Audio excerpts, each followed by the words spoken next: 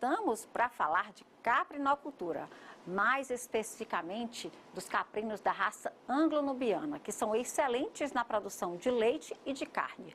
A dupla aptidão é resultado dos cruzamentos de cabras nubianas. No Brasil, elas se adaptaram ao ambiente tropical e são largamente encontrados nos estados de Bahia, Pernambuco, Ceará e Piauí, assim como em São Paulo, Minas Gerais, Rio de Janeiro e Rio Grande do Sul.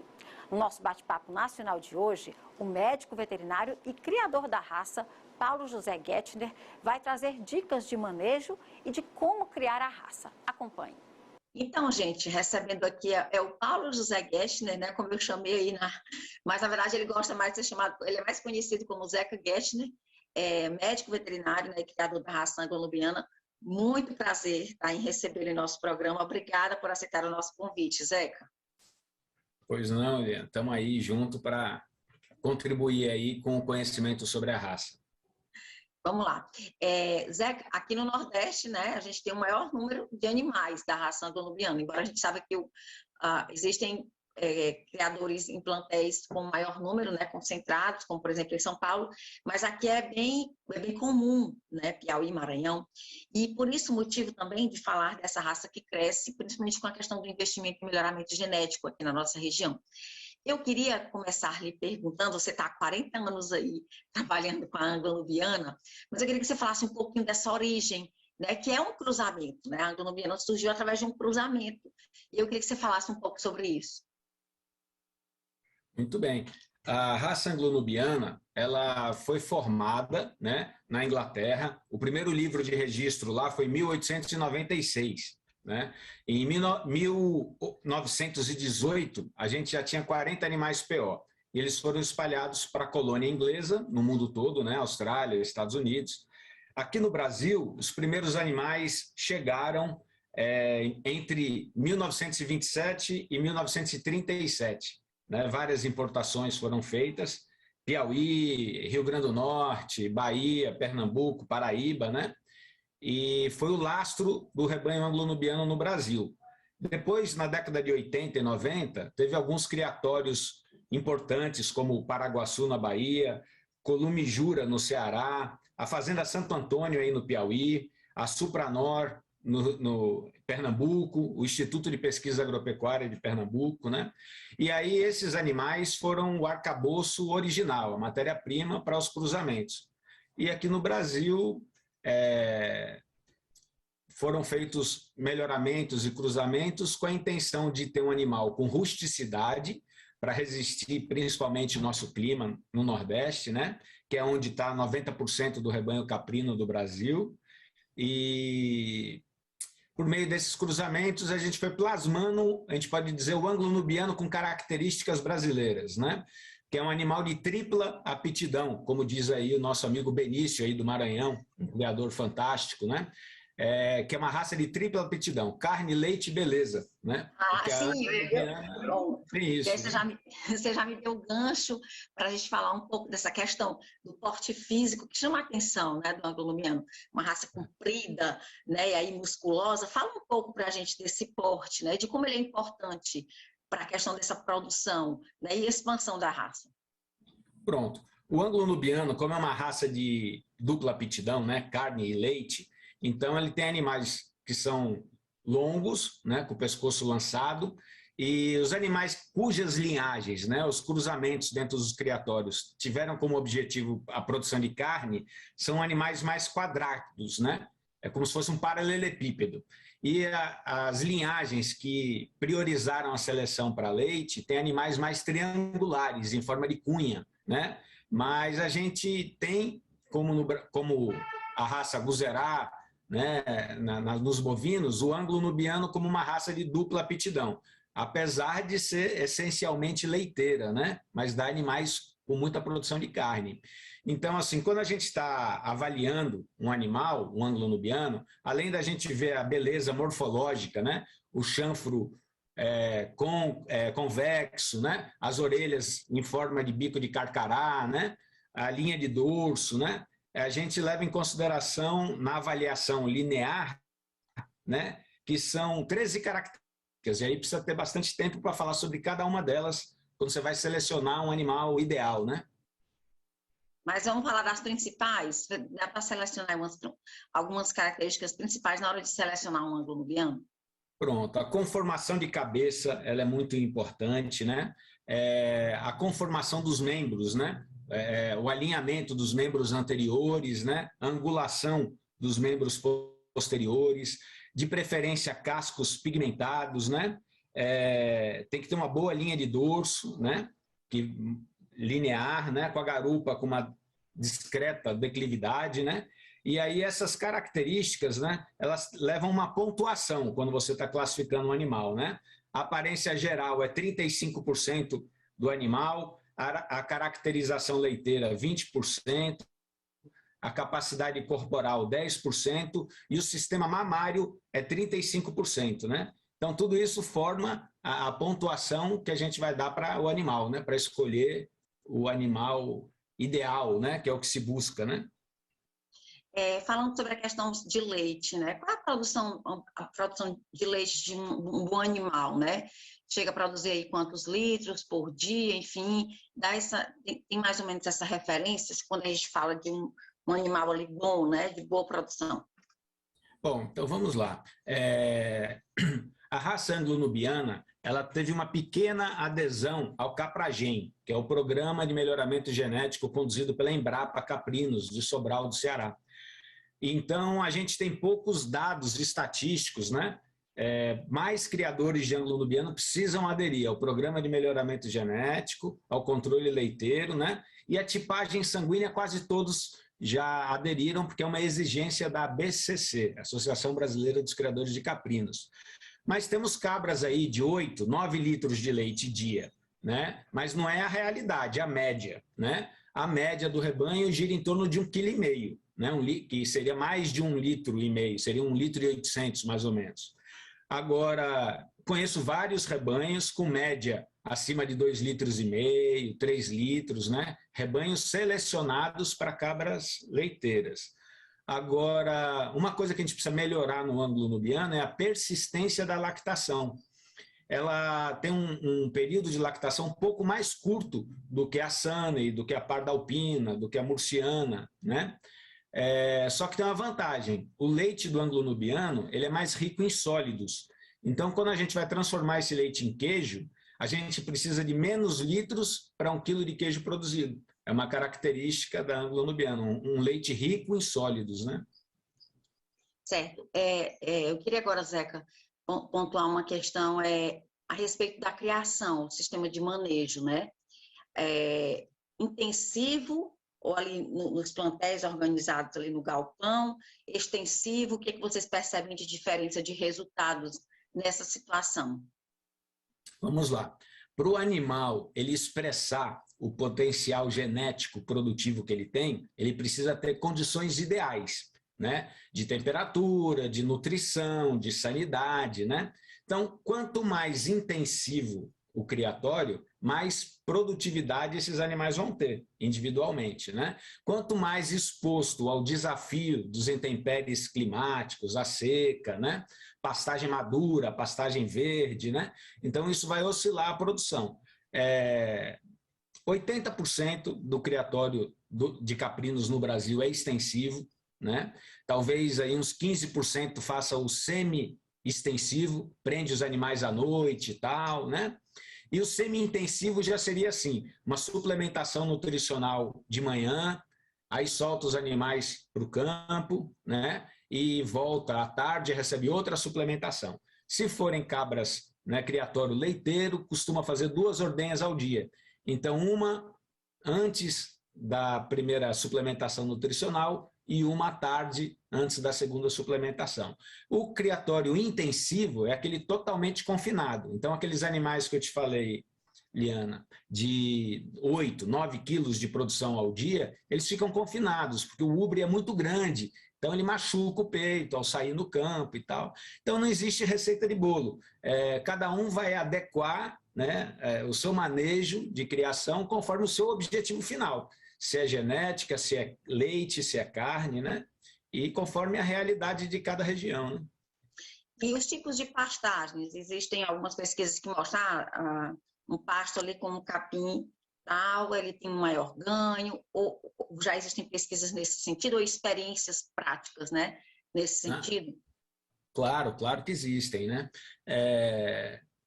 A pastagem, a planta tem um ciclo de vida. Então, assim, ela tem um ponto ideal de pastejo, quando ela vai ter o melhor nível de digestibilidade, de proteína, de energia, né?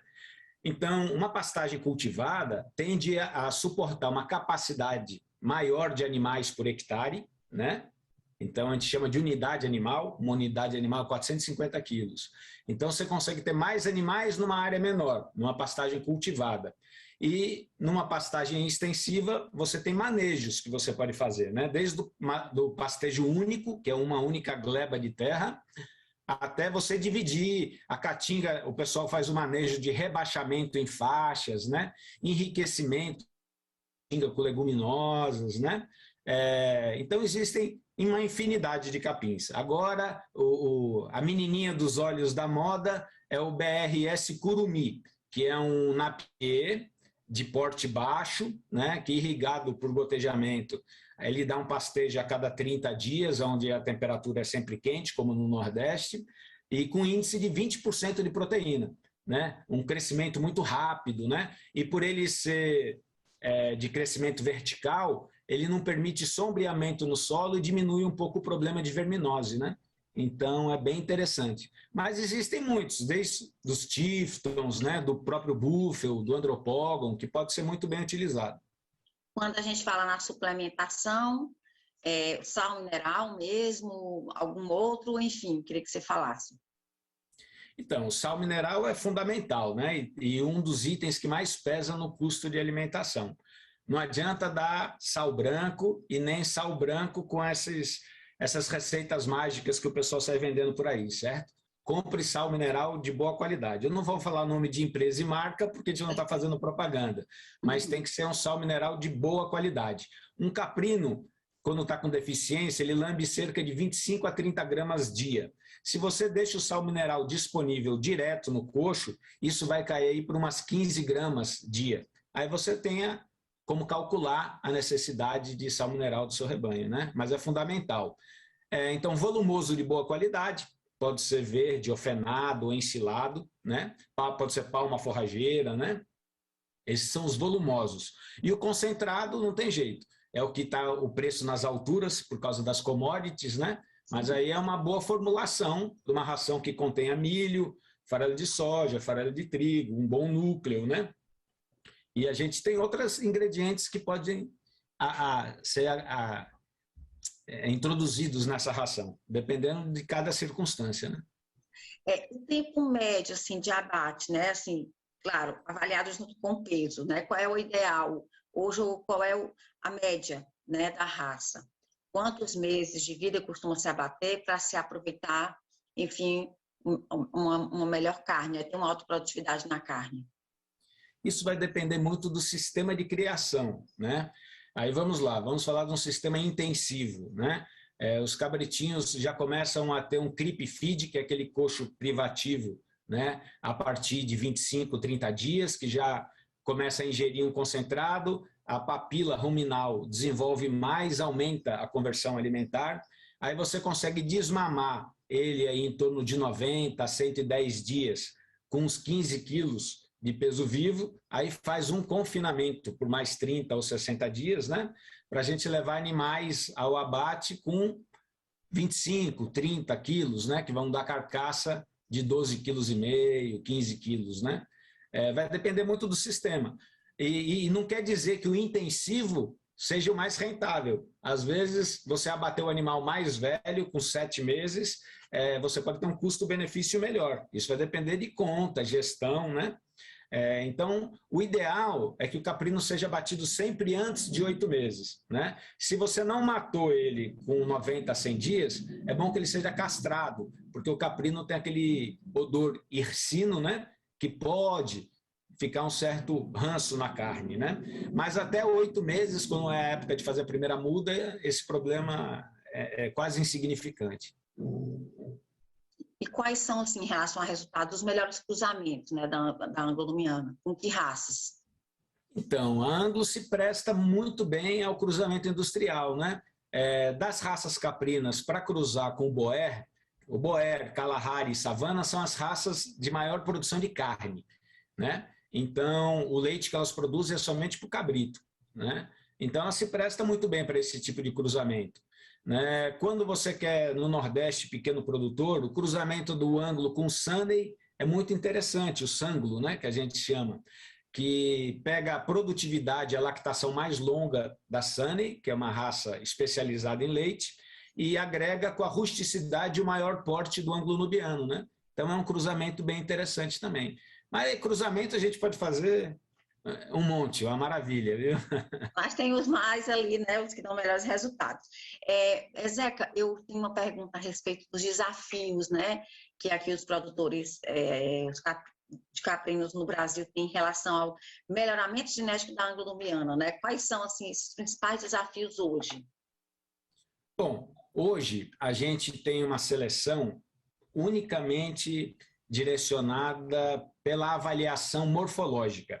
Então, os animais que vão para as exposições, a ABC Anglo, que é a Associação Brasileira dos Criadores de Anglo-Nubiano, desenvolveu uma cartilha chamada Apurar, né, que rege ali as características morfológicas da raça. Então, numa exposição, o animal é avaliado unicamente pela morfologia. A gente não tem dados de índice de produtividade no anglo-nubiano.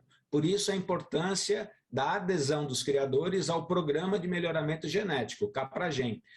A ABCC teve um recurso do Agronordeste e parece que, a partir desse ano, Paraíba, Pernambuco e Rio Grande do Norte tem verba para fazer esse programa. Só que tem tido pouca adesão dos criadores. É importante que os criadores entendam, né, a necessidade.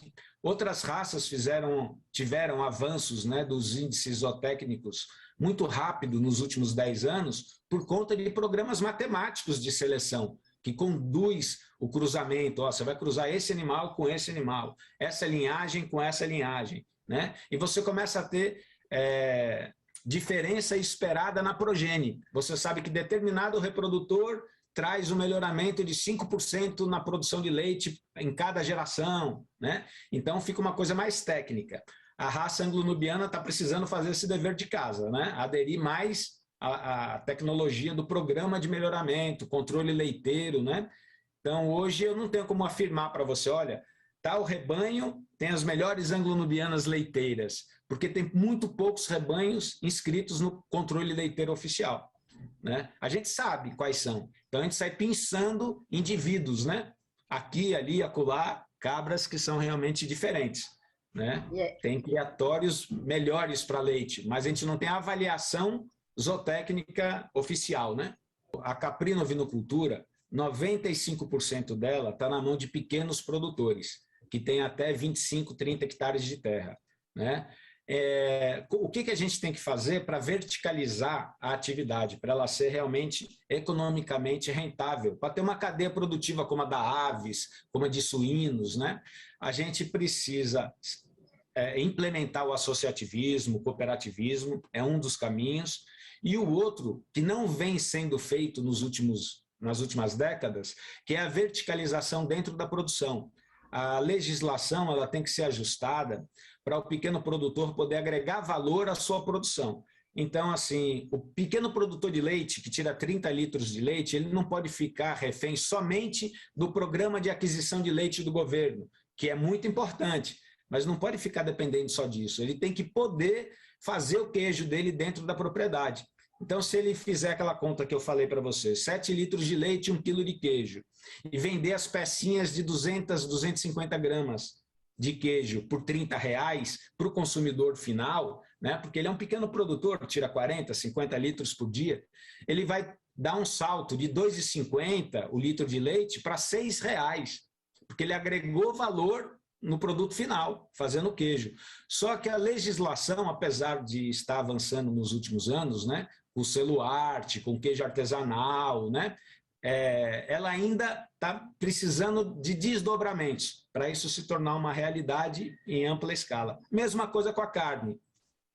Em vez de você vender a R$8 o quilo vivo do animal, né? Você leva para um abatedor inspecionado, faz o abate, traz, faz cortes na sua propriedade, ou a charcutaria, linguiça, defumado, embutido. E aí, em vez de você estar vendendo de R$16 a 20 o quilo, você vai estar vendendo de 40 a 60 reais o quilo, né? Você vai lá na feira do seu município e bota. Se você quiser vender para o supermercado, aí você vai ter que dar outros passos que a legislação exige. Mas é esse aí que é o calcanhar de Aquiles da caprinocultura. É isso aí que a gente tem que trabalhar forte em cada estado da federação. Perfeito. Olha só, foi um grande prazer lhe entrevistar, tá, Zeca? Aliás, eu espero outras vezes ter essa oportunidade, tá bom? Muito obrigada por encaixar o nosso pedido aí na sua agenda corrida, tá bom? Pô, foi um prazer, foi meu, Liliane, precisando. Aqui na Bahia, é só procurar a gente, está à disposição de todos aí. Um grande abraço, obrigada.